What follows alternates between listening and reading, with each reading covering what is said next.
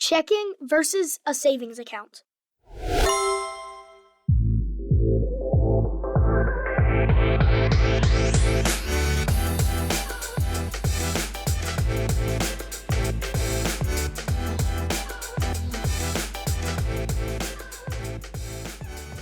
What's up, Cash Kids? First, every week we are watching the number of new listeners, and we can't thank you enough for joining us on this journey. Whether you're listening from Amazon Music, Apple Podcasts, Spotify, the Cash Kid Podcast website, or wherever you like to listen from, we're glad you're here. Right now, you're listening to Season 2, Episode 3 of the Cash Kid Podcast, and we are focused on learning super financial skills. So, let's get started. First, a riddle for you. I love riddles. What kind of book can make money? The answer coming up. The Cash Kid Podcast is underway.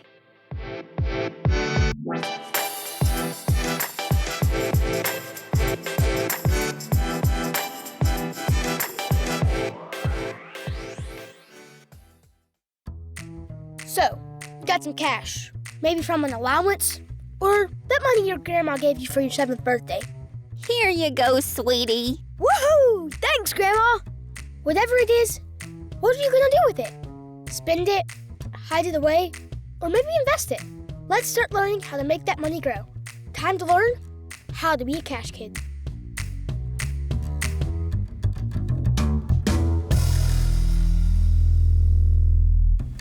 Checking versus a savings account. Do you really know the difference? When do you need one or both? And are writing checks the ancient past? Well, joining me today to break it all down is Mrs. Amy Greer with Cadence Bank. She is the Director of Digital Transformation, where she works to make sure customers have a great experience online or in banking apps, including all types of money movement that we will talk about today. Thank you, Mrs. Greer, for joining us on the show. You're welcome. I'm so glad to be here. First off, tell us a little bit about yourself. So my name is Amy Greer, and I have been in banking for over 18 years. I was with Regions Bank for a while, and now I've just started a new journey with Cadence Bank here in Birmingham. And I have always been very passionate about financial literacy and making sure that the banks can provide tools and technology to help users learn how to manage their financial life. All right, we've brought you on to help educate our audience about the difference between checking and a savings account. Let's start with checking. Tell us basically what it is, please. So a checking account is basically a place for you to store your money at a bank that can be opened for you by a parent. Really, at any age, they can set it up and they can be joint on your account. But until you're 18, typically in most states, you can't have one on your own. You can add on other tools to it, like a debit card that allows you to use money like a mobile app that allows you to have access to the funds that sit in your checking account. You can then leverage a lot of different ways to send money to people, whether it's through other payment apps like Venmo or PayPal that we all know so much about, or within the bank account. You can move money out of your checking account for that. You can also use it to buy goods. So if there's something that you need, whether it's food, your parents have given you money or you've saved your allowance and it's something beyond just food, it's something that you've worked for and you're ready to purchase it. It's many different purposes, and it's just a great practice to start learning early on in life. What would be some reasons for a kid to open a checking account? Well, I think the main reason would be to really get you introduced to learning how to manage money. Until you can have your own account and really see that money that you got, that you earned, or that you got as a gift is sitting right here at this bank and in this account, and it's safe. And if I go use some of that money for something fun or something I need to do, something I want to donate, then you can see what it does to the balance. And it starts in your brain at an early and important age for you to start realizing what you have left, what you've earned, and the concept of sharing money when needed. And it just helps develop responsible behaviors. Are there fees to consider with a checking account? Yes, there can be fees, actually. That is a very important thing to look into when you're choosing between different checking accounts. So, some checking accounts require you to have a certain balance, which means you have to have maybe, let's say, at least $100 in the checking account. And if you go below that, then there'll be a fee. And that's really because it costs the banks money to hold the checking account. However, most of the time, and especially for kids, for minor accounts or those that you're on with a parent, there are many things that you can do, many ways you can avoid a fee. Sometimes it's as simple as just enrolling in online statements, and then the bank will do what they call waive the fee. So they'll just pretend that you don't get it that much. Or again, if you make a certain number of transactions, then the fee can be waived. So there are a lot of different options and opportunities out there for you to choose from. So just curious, my mom talks about when she got a checking account, she was actually taught to write down each transaction in her checkbook. I understand that that's mostly ancient now, but would you agree and talk about how people balance a checking account now?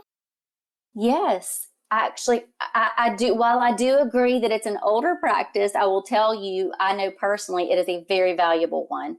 And strangely enough, I used to enjoy it very much. I loved keeping a perfect check register. I was color coordinated and I loved writing everything down. And I miss those days. I now, like most people, rely on the digital platforms to write down where they've spent money. And so, or sorry, to track where they spent money in lieu of writing it down. So when you log into online banking now, for people that don't keep a check register, when you log into your mobile or online banking, you can see a history of everything that's come in and out of your account. So that's primarily what people use today to track their funds, money in and money out. But there's also the occasional need for writing a check. And so when you do that, there's nothing wrong with writing it down and actually keeping a check register, because it can certainly also be helpful for you in the future. And maybe a follow-up to the ancient practice question, how many people do you feel still write physical checks?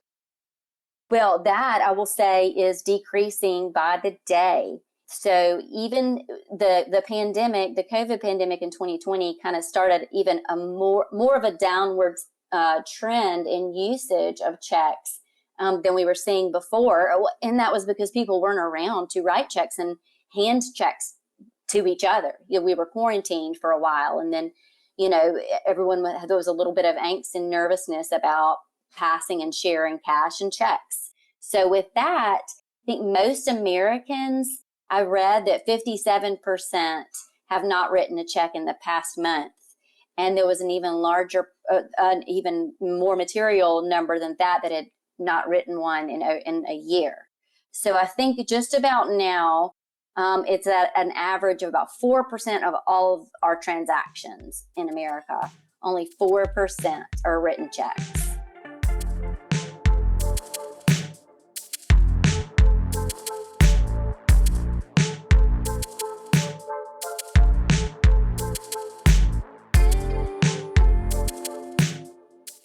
All right, let's turn to the savings account. What is a savings account?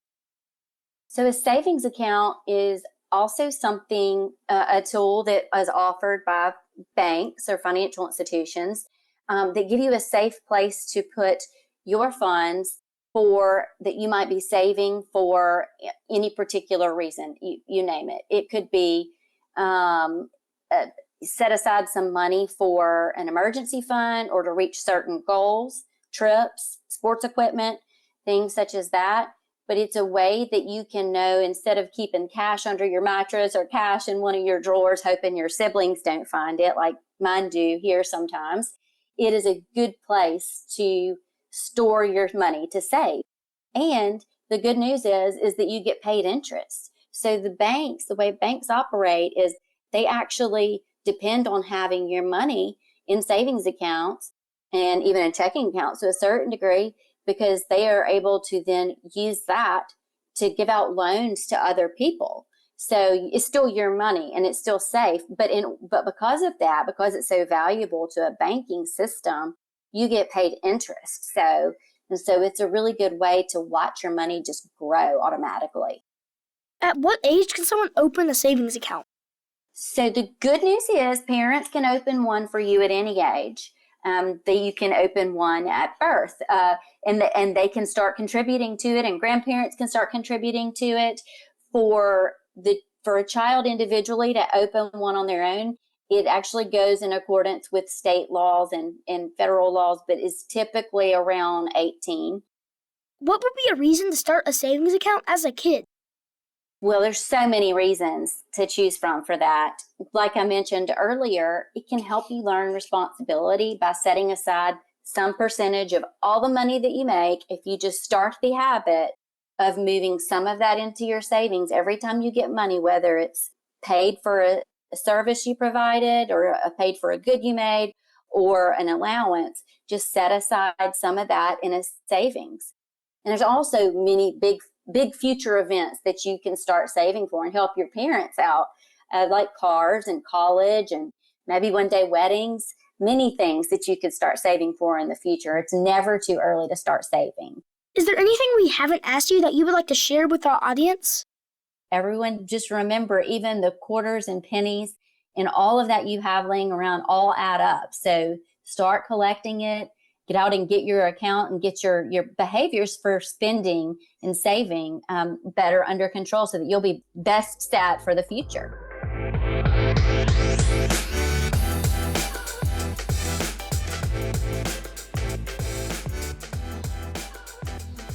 Thank you, Mrs. Greer. That's exactly what we're seeking to achieve with this podcast, setting ourselves up young for financial success. Cash Kids, we're just getting started with diving deeper into building our super financial literacy skills. Be sure to tune in next week where we'll discuss if you really know the difference between debit and credit. Do you? We'll see. Oh, and to answer that riddle, what kind of book can make money? The answer is a checkbook. But I called that an ancient practice today, so not so much anymore. Remember to visit us at our website at cashkidpodcast.com, leave a review wherever you are listening from, and follow us on Instagram. Cash Kid out.